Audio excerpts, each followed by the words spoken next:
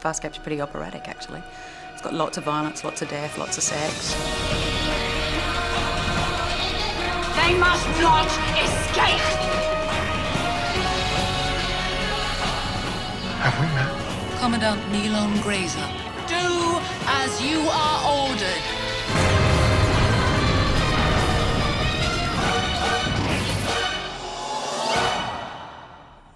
Mainly my work has been theatre. So I came out of uni or college, and the first 2 years I spent in a travelling troupe doing Shakespeare, which was a very nice way to start.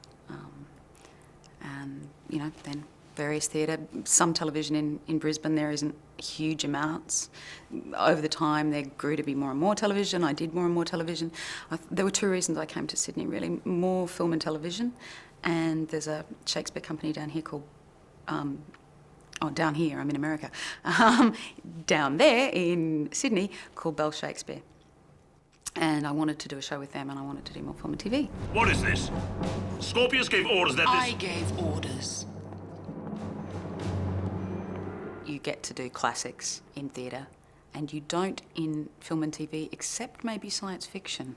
That's got a kind of, you know, the same grandness, the same operatic quality. Hey, Hopper! Let him go, or I will kill you. Bracelet or no bracelet. Calm down, John, calm down. Moya and your friends are unharmed. Well, we'd like to see them. You can't. I've taken them into custody. Have we met? I'm a sci-fi girl. So I read sci-fi as a kid, you know, watched my Doctor Who, my Star Trek, and my Babylon 5, and Farscape came on at a decent time in Australia for 2 episodes. Then they took it off, and then I think it went to 11 o'clock, and they didn't market it very well. But I had seen some episodes, and I was interested in it, and I knew some people in it. I knew Gigi, and I knew Anthony, and I just thought it was pretty fascinating and pretty interesting. And then when I got the gig, obviously, I went, give me videos, must have more information. But there's never very much time between getting the gig and walking on. But I, you know, sucked up as much sort of background as I could, really. So so for a start that you know at least kind of what a microd is and stuff like that, but also so you kind of get a sense of, for me it was really important to get a sense of the Sebastian culture, because she was a product of that, so you needed to know what that meant. What sort of leadership was that? Ma'am, this weapon is an unproven prototype. It needs study. I don't want studies, Captain.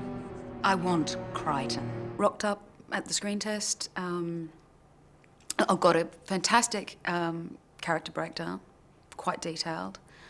Got a truly beautiful scene, which Kemper wrote, which I think was one of the best scenes ever written for Grazer, and it's only the screen test, which is unfortunate. And because so many twists and turns, and I mean that's what I think that's what Grazer's about, really, trying to play the most complicated game and trying to be 8,000 steps ahead of everybody else around her. And I just had the best time doing it. It was so fun, and she was so bad and so dismissive of the universe, but having the best time. And so therefore I was having the best time, and I enjoyed it. And you know, some screen tests you come out of and go, oh, it was fantastic. I didn't really know that. I came out, and sometimes you go, oh, it was really terrible. This one I came out going, that was really fun. And David Franklin was in there. It was good. It was just fun. So I went, I don't know whether I'm going to get it or not, but I had a great day. And then I got the role, and that was pretty cool. Then costume, then makeup, then, you know, what do you think this is an interesting story? Because, I mean, there is a real sense in Farscape about it being a strangely collaborative process, which gives it the potential for absolute greatness and absolute chaos, I think, which is, you know, that's the beastie. What is that? An explanation would be pointless. You'd retain no memory of it. And I mean, when everybody's on, and when everybody's focused appropriately on the same thing, and that's pretty hard with a huge beast, then it can be absolutely beautiful. And I think that risk's worth taking. Otherwise, you're going to do something that's exactly the same recipe as a million other shows out there, and they're there already. Don't bother. That's my theory. I find your amateur attempts at torture to be quite pleasurable. I could resist it for cycles. Maybe you can, or maybe you can't. But this rod will make it a little more difficult. It was really about stripping away the unnecessary things. Stripping away fear, stripping away a desire to be liked, stripping away warmth, actually, which isn't an unnecessary thing. And probably the thing I concentrated most on is that she's observant. She absolutely I can hear your heart. focuses, most things are an important game, so you check out what your opponent's doing. And that, when you do that, you're not looking at yourself anymore, you're not really even aware of yourself, you're just going zook onto the other person. And that was Journey into Grazer for me. And the fact that, for me anyway, she's very cerebral. I know people don't notice the brains as much as they should, but for me, that the brain is where. So for me, she kind of centres in the eyes and the brain, and that is focusing really importantly on what's going on and how to win the game. And this face from your home planet. I think so. Do you know what this means? Uh-huh. It means our two species may be very closely linked. Which does not surprise me at all. I think what drew me to her was her intelligence, because it's not very often that a female role is actually very intelligent. They are often very lovely, they are often very passionate, which are all good things to play. They often love greatly or feel deeply, but they don't necessarily think in a complex manner. And even a lot of Shakespearean, women who are can't be morons because they speak well, but they don't plot in quite the same way that she does. And that was good, in a visceral, that intelligence was stimulating to me viscerally, and that's what I loved about her. So I must admit that there is a kind of irony to me that the costume overrode that, probably, in people's awareness of who she was, and which I extremely naively didn't realise was going to happen. We're uniting as much of the uncharted territories as possible. The idea was Napoleon, therefore the short black hair, the jacket, the tailcoat, the velvet, that kind of the sort of the upstart dictator who controls the universe, which Napoleon did in a pretty amazing way at the time that he was in power. He was, every piece of information about the running of France and other countries that he'd taken over were coming through him. He hardly slept. So I liked the Napoleon thing. I'd watched some documentaries about it. And the first costume design had a polo neck. Polo neck? Yeah, you guys say that. And I think the fantastic costume designer decided, well, what he said to me was that with black hair, black costume, black and darkish sets most of the time, it was going to look a bit like Floating Head Girl. So he said, how do you feel about wearing a low-cut top? I went, fine. It really didn't cross my mind what the implications would be. And when I saw it, even when I tried it on, I was thinking in terms of a soldier showing their chest. That Dargo shows his chest. There's a kind of bravery and arrogance about going, do you want to stab me? Just give it a shot. So that was where my head was at, and that's the naivety that I probably displayed. I didn't think about the girly bits of having a low-cut top, really didn't. I guess in some ways I did, and I just thought that was gutsy too. That's the same sort of thing. That's like, you know, you want to stab me or do you want to look at my tits? And I really don't care if you're going to do either because I'm going to win this interaction. Do as you are ordered, Lieutenant. So, but it really wasn't until I walked out on set that I kind of went, I think people are going to be looking at my chest in a way that I wasn't expecting. And yeah, there's been, and that led, of course, to her sex swipe, and you know, that would never have come to the writer's minds had she been wearing something neck to knee.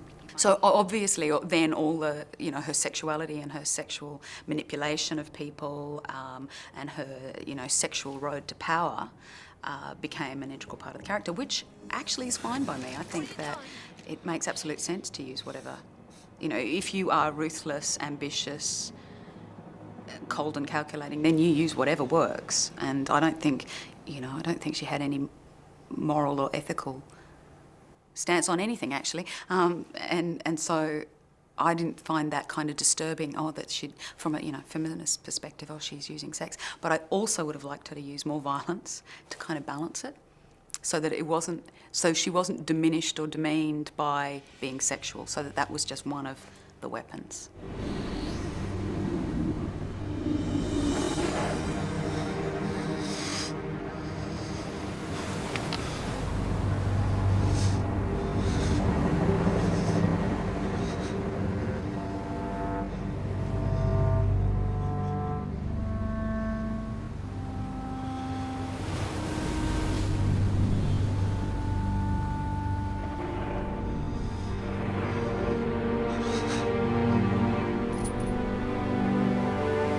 Like that.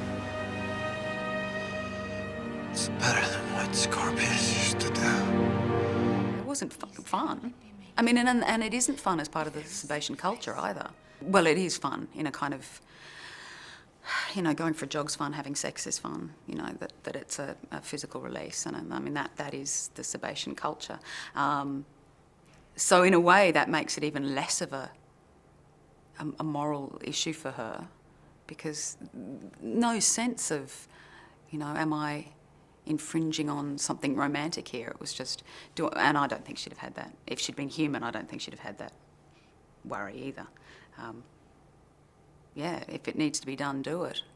And it leaves less to clear up. If you slaughter a room full of people, there's just all these bodies.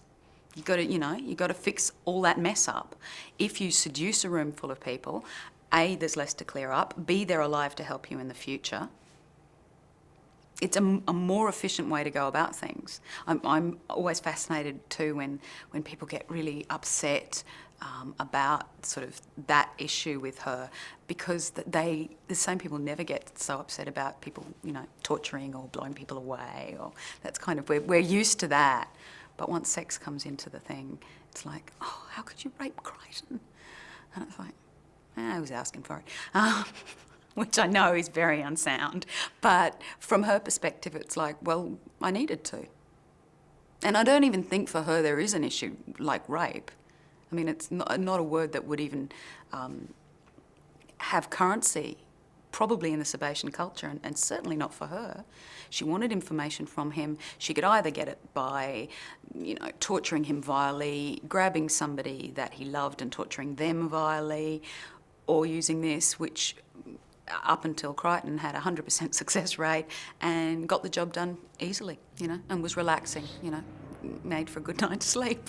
My interrogations are much more agreeable than Scorpius' methods. What a fantastic way to get information out of people and manipulate them to do what you want. From her perspective, I'm not saying this is my, you know, these are my life choices. Even if these chimerical wormholes of yours had some military value, now is not the time to provoke the Scarrans. The very existence of this project imperils a truce. The very idea of a truce imperils every Sebastian. I think she found him extremely annoying. You know, politically, he was in her way and out of control. Personally, he was just messy. She was aware that he was pretty good at what he did, and so the messiness was kind of something to be used and manipulated if possible. But yeah, annoying. You know, there is something in my way. What can I do about it? You think Scorpius is the brain. Go on. Kill the half-breed genius and ruin everything. I don't think she had a great fondness for the fact that he was multiracial. But I think that was more really a dig than something that was a passion in her. She didn't hate Scorpius because he wasn't pure blood Sebastian. She just knew that was a chink and that was an insult, and that was something that might manipulate other people to dislike him or distrust him. Therefore, it could be used. And to prove my goodwill, Braca,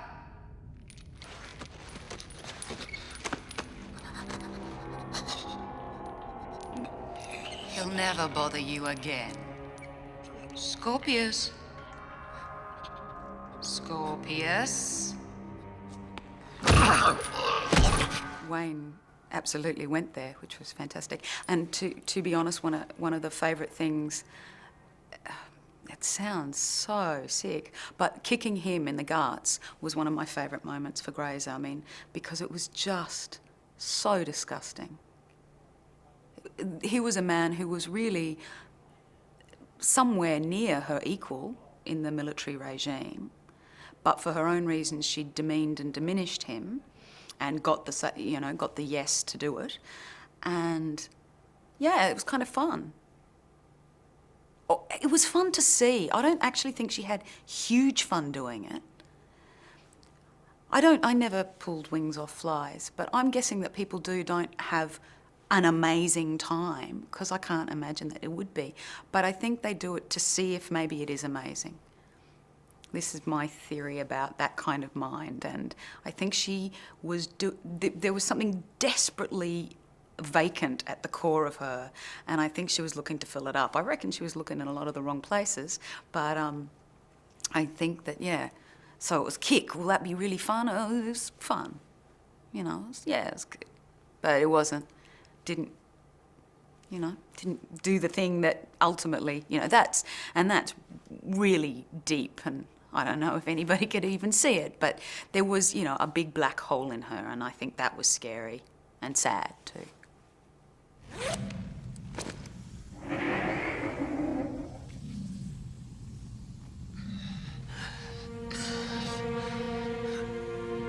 Mum! Captain, that was the best ever. You continue to amaze me. I'm glad I could be of service. Grazer's relationship with Braca, useful. And I don't think she underestimated him as much as anybody else did. I think she's seen what his game is, which is he plays low status, he plays, the game he plays is by the rules, which is nonsense. And he's done this incredible journey from second in command here, up the ranks, sliding from one person to another. Brilliant. Don't do this, Braca. I made you. No, I made you. So I don't think she underestimates him at all. I think she demeans him wherever possible, because that's actually better to keep him off balance, keep him shifted. I think Grazer demeans people also in the thought that it might be fun, but it isn't usually that fun.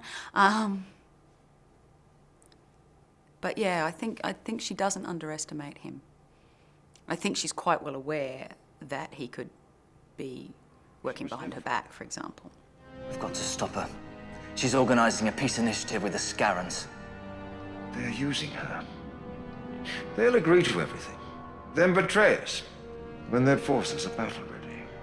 I don't think she 100% knows, but I think that's a pretty obvious possibility. He says his loyalty is to the regime, but that's nonsense. Well, from her perspective, it is anyway. I mean, David might tell you that Braca is a loyal Sebastian, but from Grazer's perspective, she knows the game he plays. Braca, does it bother you what has happened to Scorpius?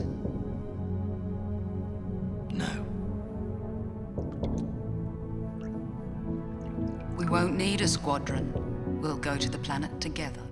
Rebecca's relationship with David is that I adore him. And I loved working with him, and we had pretty stressful working situations because our set was built, so we did early in every episode that we were in. Because it was like, what can we shoot? Oh, that's built. Okay, we'll do those scenes. Breathe. And he was terrific to work with.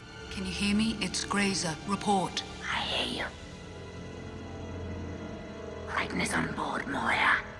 According to reports, Moya now orbits Crichton's home planet. Where is this planet? Unknown. We traveled through a wormhole to reach it. A wormhole. Yes. Are you certain? Yes. Do not seize Crichton yet.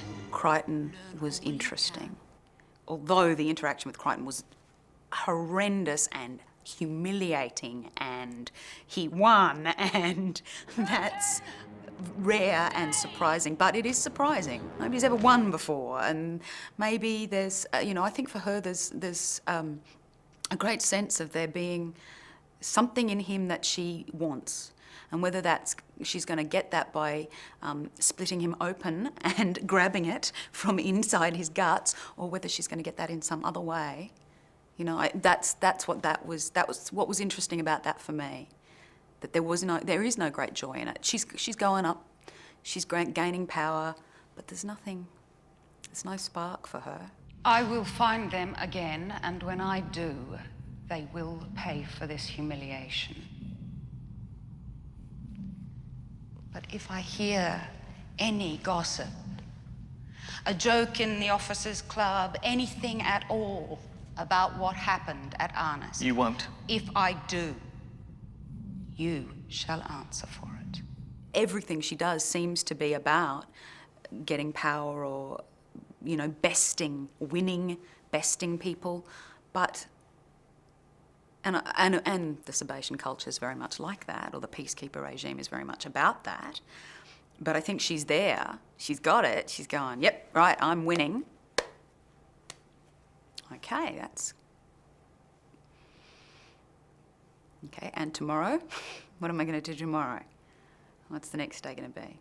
Which is, I think what's kind of interesting about her madness, and... I'm pretty sure that there is the peacekeeper regime holds nothing for her now. She's seen the curve up, and so what? Nothing. And there's always going to be another bad guy to fight, or not. She's a thrill seeker, She's looking for something to charge her, and that's why Crichton's of interest, because he's unlike anything in the universe. All right, Scorpius, we'll do this the hard way.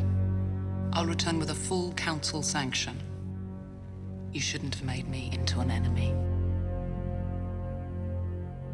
And you shouldn't have pointed a weapon at me. The line was actually written, a gun, and then in ADR they went, oh, there aren't any guns. She wouldn't say gun. So you'll see that it comes off my face. So you shouldn't have pointed a weapon at me. And you shouldn't have pointed a weapon at me. You shouldn't have pulled a weapon on me is about a wrong move. Yeah, we gotta stop pointing guns at people. It's not necessarily, it didn't really feel like a threat, because I'll get ya. It wasn't as kind of, crude. It wasn't as crude as that. It was just informing him that was an inappropriate move for the game, which suggests a certain level of interest and respect, because if you're going to be talking to an opponent about the rules of the game, she doesn't say that to Bracker, she doesn't talk about the fact we are playing a game here, and it's a violent and vicious and hideous game. She doesn't acknowledge that to many people. So to say to Crichton, I'm playing a game with you, could you please, get it together, basically, stop that boys with toys thing with the gun. It's not particularly interesting. I expected more of you. The infamous John Crichton, he put a gun at my head. Oh dear. You came in here big and bold, dancing on tabletops, and look at you now, begging for scraps. So much in the world disappoints her. Oh, poor darling Grazer. But she's disappointed, and therefore her tantrums, you know, cause the death of millions. But I think she is. She's disappointed in everybody because they're weak and they're stupid and they're sentimental and they're easily manipulated, and, you know, what's the fun of that? If the game's the thing, this is a poor game she's being forced to play. You know, where's the good game? Maybe Crichton's the good game. You are so self-righteous. I have used all my skills, all my resources for one perfect chance at peace. And because of you, it is gone. And I am... Frau. Screwed. Raped.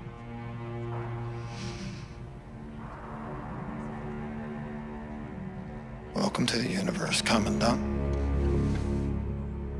I mean, I hated where she was left, as I think probably quite a lot of people hated where they were left, and fans hated where things were left. So that was pretty. And then you think back, could I have done something differently? Could I have killed a writer and made them write something else? You know, or what could I have done to sort of give it more resolution? Because essentially she was apparently blithering away in chains, you know. I have my own extremely strong theory about that, because given that she's sex swipe girl extraordinaire plus a couple of other skills, to not use that at the moment of her greatest need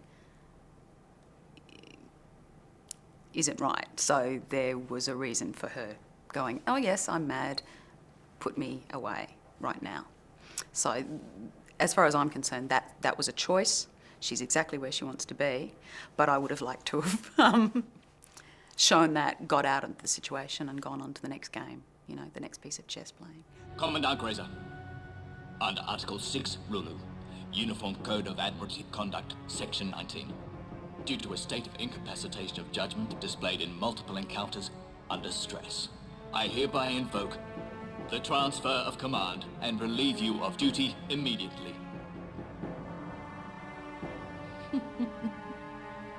Officer of the deck! Weapon, sir! Would you be so kind as to shoot this mutinous captain dead where he stands?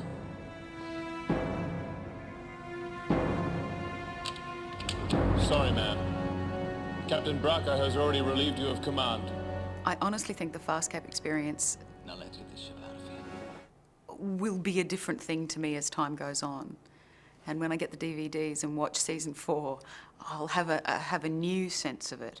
I think when something finishes quickly like that, you go through a grieving process, and then you think about all the things that were wrong about it so that you're glad it's over. It's like a relationship, you know. I never really liked them anyway. And then you think about the things that were truly solid good about it. The experience for me was extremely challenging and absolutely fascinating. And of course, you know, I think almost everybody else would go deeper in a second if given the opportunity. I think it was a really interesting experience about you know, the beauty and danger of chaos, and the possibility of so many.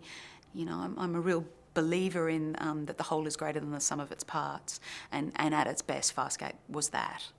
When everybody was on and when everybody was committed to the thing, you know, the play's the thing, then really pretty damn special TV could be made.